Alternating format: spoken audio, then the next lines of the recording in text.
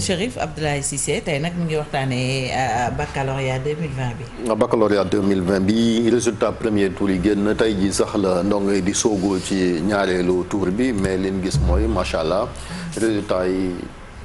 am na solo trop ci premier tour bi gis na nag coow loo xamante ne jur na.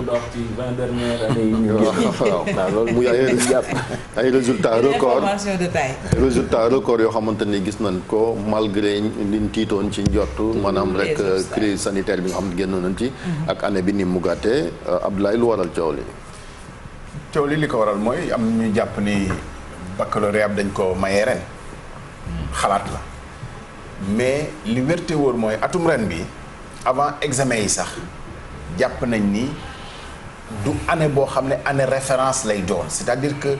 lu bari dafa faussé ci ay méthode de calcul donc résultat yi sañoon nañoo jàpp ni mu baax mu bañ a baax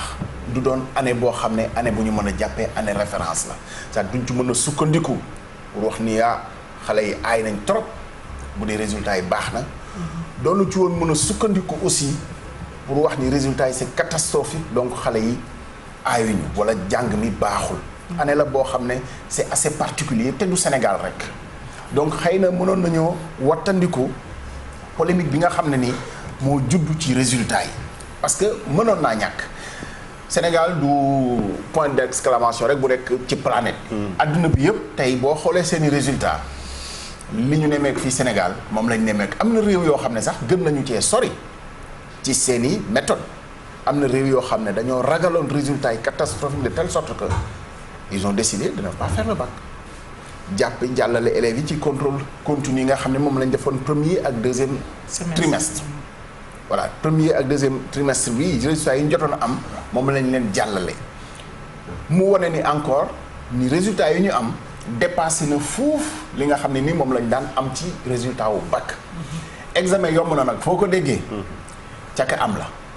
mais xam nga ki def amul kooku boo ko nee résultat yi examen bi yomboon na day mel ni da nga koy ñaawal te lu mu yomb am na ñoo xam ne amiwuñu li particulier aussi mooy am na centre yu bëri yoo xam ne dañu am 100% dès le premier tour bëriwuñu trop mais des centres de référence lycée technique bu Diourbel Mariama Ba par exemple Mariama Ba 100%. mais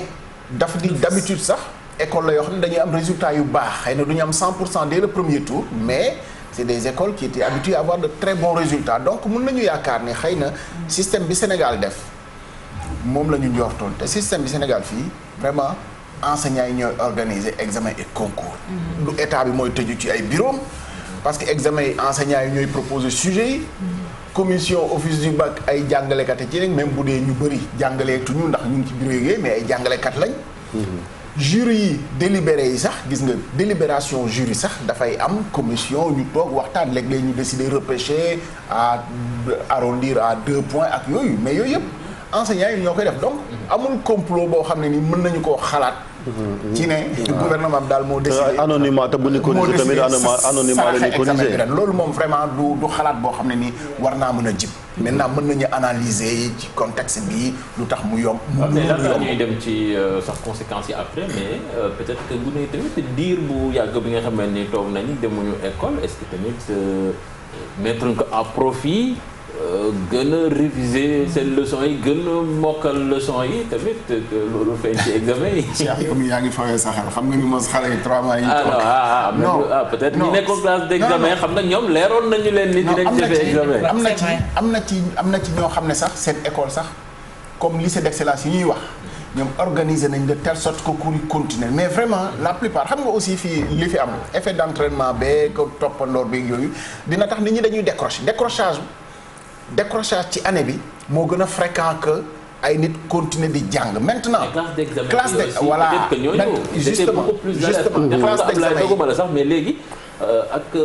niveau bi ñu toll ci TIC yeeg yooyu peut-être que léegi affaire bi dafa gën a jàng bi dafa gën a direct. sa professeur da lay jox exercice directement ci WhatsApp bi corriger la directement est-ce que newul tàggat boobu tamit.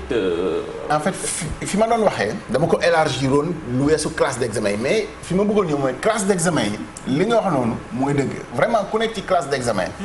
te nga xam ne à la couleur examen dina am loo bàyyeeku léeg-léeg di nga am un sursaut boo xam ne ni di nga ko def pour jéem a dabu li nga xam ne ni tardé nga ko yokku ci nag élèves yi xëy na de façon collective gouvernement bi organisé wul njàng mi ci wàllu xarala yi mais xam nga xale yi tey ku nekk mu ngi ci xarala yi ba mu dee sa téléphone la yaa ngi ciy rattrapé yaa ngi ciy échanger ay messages ak yooyu yëpp dafay am mën na doon facteur mais li tax mënuñ ko jàppee rek facteur boo xam ne moo tax résultat yi baax parce que loolu du ren la commencé am na daaw jéeg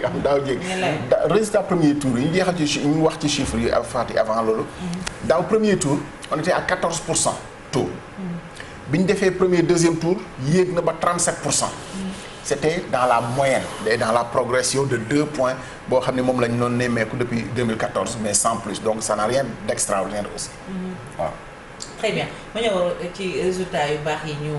wax Ablaye ak leneen yoo xam ne gis nañu ko daaw am na ñu amoon baccalauréat ba léegi kenn orienté gu leen am na ñoo xam ne ñu nga université xamuñu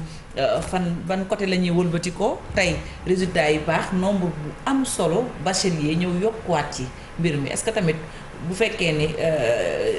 fa ñu jëm du gën a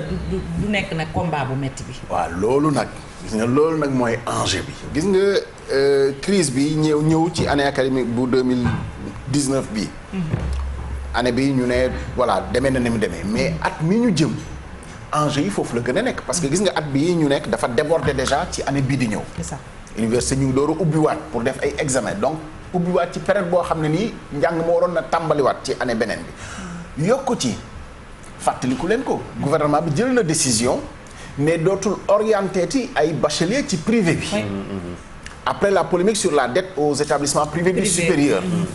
defe naa orienté bachelier ci privé supérieur bi ren la gënoon a mën a justifier wu parce que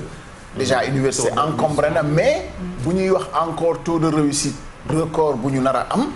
peut-être ren la waroon a gën a mën a justifier wu c'est pas exclure que gouvernement bi dellu si parce que nag bachelier yi doo toog rek di leen xool boo nee duma leen orienté ci privé bi aussi day fekk nga am foo leen dugal borom bac 2019 bi am na ñoo xam ne ba léegi ngi seen kër donc gis nga loolu imaginer en plus nga xam ne pratiquement commencé am na faculté am na université régionale yoo xam ne waxoon nañ ni ñoom bëggatuñu sax recevoir étudiants yeneen yu bees parce que campus yañ leen promettroon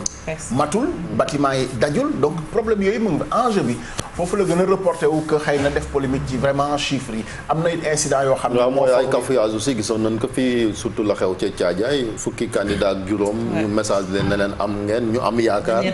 ñu waaw dellusiwaat ne danoo juum mais bu ñu ko dépassionné waaw am na légère parce que quand même bac dafa di la série yoo xam ne gis nga même pour afficher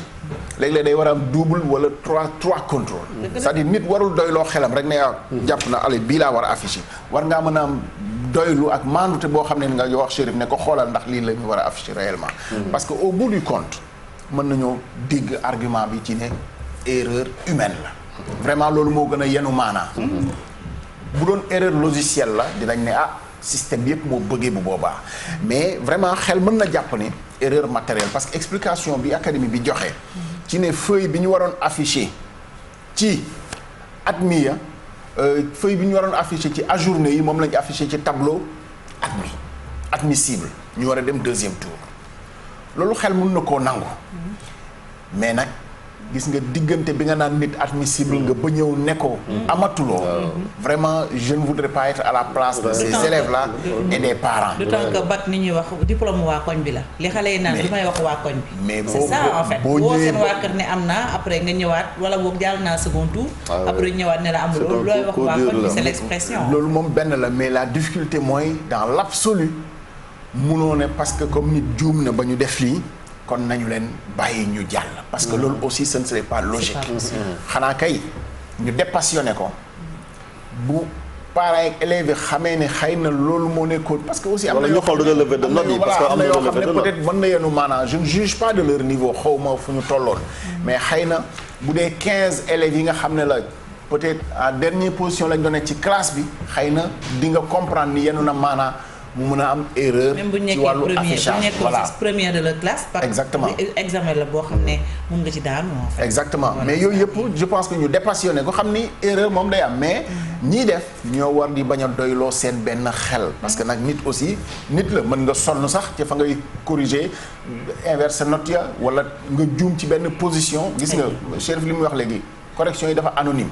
mais am na nooy delloowaatee classement yi rek mën nga décaler note yëpp.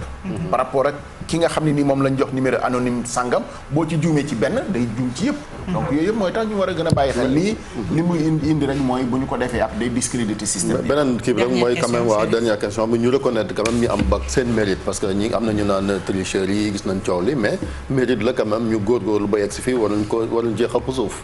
li la koy won rek mooy boo jëlee exemple France taux record lañ am de réussite 91%, ay 80 85 lañ doon nekk ñu ngi ci 91%. waxuñu ni seen gouvernement daf leen ko sarax donc ñun tamit du ñu jàpp ni xale yi record bi dafa bëri. dañ leen ko sarax Côte d'Ivoire bi ñu gën a jege. te xëy na ñu xaw a bokk système. seen taux moo daan gën a kawe suñu bos parce que boo jëlee bu daaw fu ñu tollee ñun 37%, ñoom ils étaient à 41%. tey tamit ren ni seen système bi demee. résultat yi gën naa baax donc vraiment bu ñu suufeel li nga xam ne ni moom la ñu am xale yi dañ ko ñafe nañ et puis enseignant sax nag moomuloo am résultat yu baax ne non baaxul c'est-à-dire c'est surprenant les gens moom foofu sax avant Fatou jël antenne est-ce que tamit newul que système classique bi nu muy demee xale yi dañ leen di surchargé ci cours yi matières yi bari temps de révision bi néew examen bi ñëw loolu tamit est-ce que newul luy faral di yokk taux d'échec bi en temps normal. xale yi sax di nga jàpp ne dañ dépasser système bi c'est-à-dire ils seront en avance sur le système. di defal seen bopp pour filtre di gis na léegi correction yi à travers les plateformes là de partage WhatsApp ak beneen beeg yooyu yëpp. ñoo ci gën a xarañ enseignants yi man gis naa séminaire boo xam ne nii def naa association naka la tuddati Sénom synergie pour l'éducation numérique ak yooyu. ñoom. gis nga bu ñuy def initiation pour enseignant yi da ngay gis enseignant boo xam ne ni dañ koy jàngal sax AZERTY clavier bi c'est-à-dire musul li muy jàngale yëpp clavier ordinateur mus koo tiim donc élèves yi ñoo leen jiitu ci côté boobu te loolu c'est une très bonne chose les élèves vont s'adapter vont être en avance sur le système c'est très bien félicité xale yi vraiment ay jàmbaar lañu ak Jim Momar Lo muy élément bi nga xam ne Cheikh Diop indi na ko keroog ci xarala moom tamit jàll na ak mention assez bien c'est cela waaw moom moo créé woon application boobu ngeen gisoon dans la semaine mardi la suma juumulee ci xarala Cheikh Diop indi woon ko mi ngi noonu xale baa ngi noonu Jim Momar Lo na ko borom bi la fal cat ak képp ku am examen mu jik leen diñ koy wax xale yi dañoo jàng ren Cheikh xale yi ay jàmbaar lañu ba pare doguma leen ñoom li ñu mën amaana ñun ñii leen ci jiitu su moytuwul leen mën nañ ko bañ a supporter nga toog ñu naan la ngay xaar SMS ci sa téléphone baccalauréat loolu jàmbaar dëgg moo ko mën te gis ak ren particularité wu ñaar ba ñetti cas yoo xam ne def nañ examen am ko te fekkee wuñu c'était assez particulier li metti na trop félicitations à tous ñu encouragé ñiy def deuxième tour mais comme li Ablaye wax tamit bu ne premier tour baax na ñu bëgg a sacrifier ñiy def deuxième tour pour gàllankoor voilà loolu c'est pas bien deuxième tour tey lay commencé day xale yi ñu ngi leen di souhaiter très bon courage ñi nekk ñu jàll deuxième tour di ñaan borom bi mu taxaw leen ñu jàll premier tour ñoo xam mention très bien la assez bien wala passable yàlla na doon seen jiglaay te mu bañ a nekk seen mujjeelu diplôme ñi nga xam ne itam dañ leen ajourné ñu leen di ñaanal ñoom it beaucoup de courage année prochaine incha allah yàlla na doon li gën ci ñoom bu ñu jógee foofu ñu jéggalu ci li ci tali bi ak Mouhamed Samb suñu oustaz xam naa itam dafa sarale wala mu dugg ci ruq yi dinañ ci indil ay leexal ak dem ci kàttanu yàlla léegi-léegi ñu jàll ci invité bi